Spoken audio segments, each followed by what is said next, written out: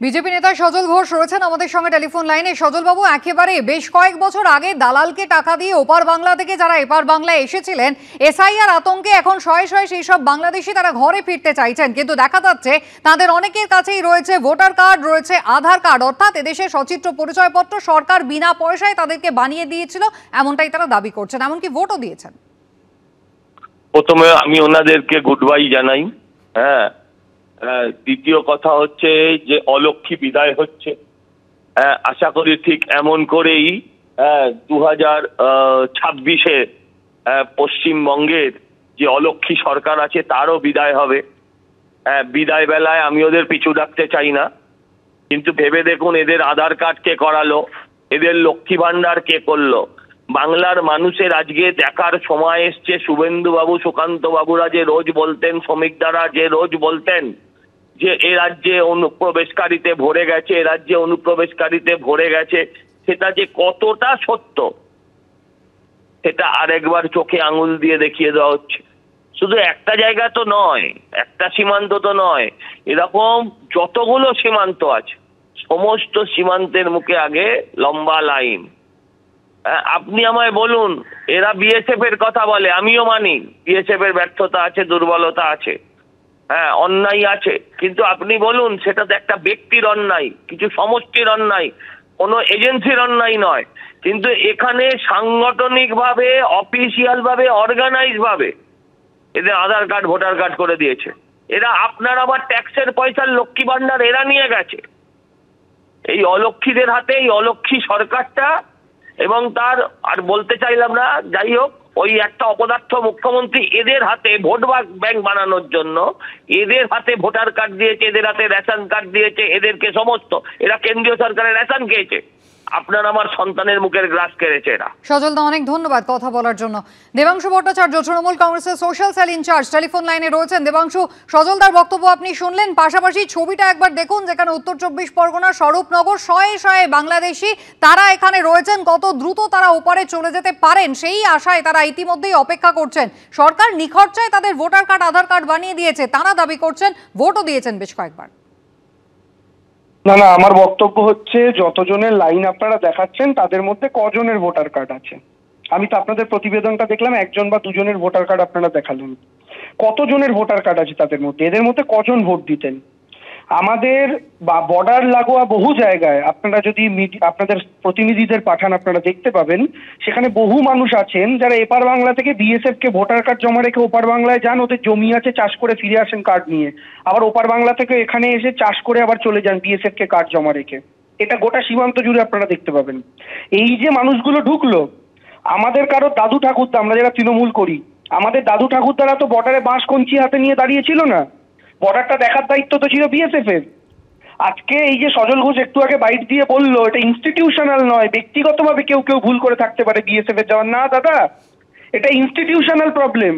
এটা প্ল্যান মাফিক আপনারা করেন, কারণ এই জিনিসগুলো আপনারা করবেন, করে তারপরে ওই অনুপ্রবেশকারীদের নিয়ে যেন পলিটিক্সটা করতে পারেন, এইটা আপনাদের হচ্ছে উদ্দেশ্য। সেই কারণে, না হলে বিএসএফ এর মন্ত্রীর নাম কি? অমিত শাহ। এত বড় অপদার্থ স্বরাষ্ট্রমন্ত্রী ভারতবর্ষ স্বাধীনোত্তর ভারতবর্ষ পায়নি, যার আমলে সেনাবাহিনীদের বাস উড়ে যায়, যার আমলে সেনাবাহিনীদের ঢুকে মেরে যায়, যার আমলে দিল্লিতে গাড়ি নিয়ে লালকেল্লার কাছে বোম ফাটিয়ে যায়, যার আমলে অনুপ্রবেশ হয়, তিনি এখনো বহালত বিহতে কোন লজ্জায় ক্ষমতায় রয়েছেন, কোন লজ্জায় পদটা নিয়ে রয়েছেন, তার তো আগে পদত্যাগ করা উচিত ছিল এই দৃশ্য দেখার পর। এই দৃশ্যের দায় কার? আপনার টিভি স্ক্রিনে যে ভিডিও ছবি দেখা যাচ্ছে তার দায় কার? তার দায় অমিত শাহের, তার দপ্তরের, কেন্দ্রের সরকারের। এরপরও বিজেপি নেতারা বড় বড় কথা বলছে রাজ্যের। আচ্ছা, যদি এটা ইনস্টিটিউশনাল না হয়ে থাকে, আরে এটাও তো ইনস্টিটিউশনাল নয়। কেউ দু চারজন ঢোকার পর যদি লোকাল স্তরে কোনো একটা সংস্থাকে দিয়ে তার ভোটার কার্ডটা বানিয়ে নিতে পারেন, আজকের দিনে তো পাসপোর্ট জাল হচ্ছে। আজকের দিনে তো পাসপোর্ট জাল হচ্ছে। পাসপোর্ট জাল করছে কারা? পাসপোর্ট কি রাজ্য সরকারের হাতে থাকে? তো পাসপোর্ট কারা জাল করছে? তো যদি পাসপোর্ট জালটা ইনস্টিটিউশনাল না হয়ে থাকে, কেউ যদি ভোটার কার্ড পেয়ে যায় যেটা নির্বাচন কমিশন দেয়, সেটা ইনস্টিটিউশনাল, সেটা রাজ্য সরকার করছে।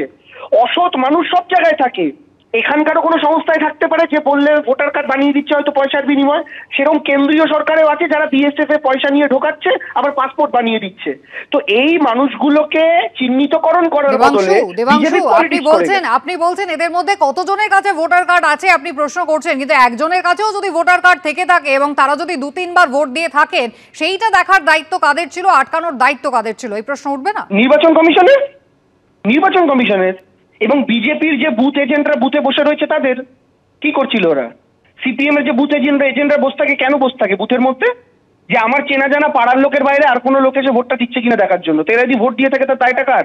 প্রথম কথা, এই ভোটার কার্ডটা কি তাদের রাজ্য সরকার বানিয়ে দেয়? দেয় না তো। তো আপনি বলছেন 100 জনের মধ্যে যদি একজনেরও থেকে থাকে সেটা অন্যায়, তা আপনি এই প্রশ্নটাও করুন যে 100 জন যে ঢুকলো সেটা অন্যায়? 100 জনই বা বিএসএফ কে টপকে ঢুকতে পারলো কি করে? কত টাকা ঘুষ? কেউ বলছেন 7-8 বছর ধরে তারা সেক্টর 5 এর মতো জায়গায় সপরিবারে বাস করতেন, পরিচারিকার কাজ করতেন, তাহলে সেটা দেখার দায়িত্ব কি সরকারের নয়? কারা থাকছেন, কারা বাস আসছেন? আমি বলছি শুনুন, পুলিশের কাজ হচ্ছে যদি কেউ ঘর ভাড়া নেয়, যদি কেউ কোথাও পরিচারিকার কাজ করে, তাদের ভোটার কার্ড এবং আইডেন্টিটি কার্ড থানায় জমা দিতে হয়। এটা হচ্ছে নর্মাল রেগুলেশন। এখন ভোটার কার্ডটাই সে যদি জাল বানিয়ে থাকে আর বিএসএফ কে স্বরাষ্ট্রমন্ত্রীর বিএসএফ কে ঘুষ দিয়ে সে যদি দেশে ঢুকে থাকে, এটা কি পুলিশের কাজ ভোটার কার্ডটা অরিজিনাল না জাল সেটা ভেরিফাই করা? এটা কি করা সম্ভব? বেশ, দেবাংশু ধন্যবাদ। অর্থাৎ পুরোটাই দায়িত্ব কেন্দ্রীয় স্বরাষ্ট্র মন্ত্রকের। দেবাংশু ভট্টাচার্য এমনটাই বলছেন যে একদিকে কেন্দ্রীয় স্বরাষ্ট্রমন্ত্রী, বিএসএফ যার দায়িত্বে, কিভাবে বিএসএফ এর নজর এড়িয়ে শয়ে শয়ে বাংলাদেশিরা বছরের পর বছর এই শহরের বিভিন্ন প্রান্তে থেকে গেলেন, কাজকর্ম করে ফেলছেন এবং সরকারি একাধিক সচিত্র পরিচয়পত্র তাদের কাছে রয়েছে। তবে পাল্টা বিজেপির প্রশ্ন, তারা তো ঠিক এই কারণেই এসআইআর চাইছেন, কারণ এই যে অবৈধ ভোটার, ভুয়ো ভোটার, বাংলাদেশি মুসলিম কিভাবে এরা ঢুকছেন এবং দীর্ঘদিন ধরে কিভাবেই বা এই শহরে তারা থেকে যাচ্ছেন, তাদেরকে কেন বাদ দেওয়া হবে না ভোটার তালিকা থেকে, এই প্রশ্ন কিন্তু বিজেপি বারবার করছে এবং সেই কারণেই এই এসআইআর। স্বরূপনগরের ছবি আপনারা দেখলেন।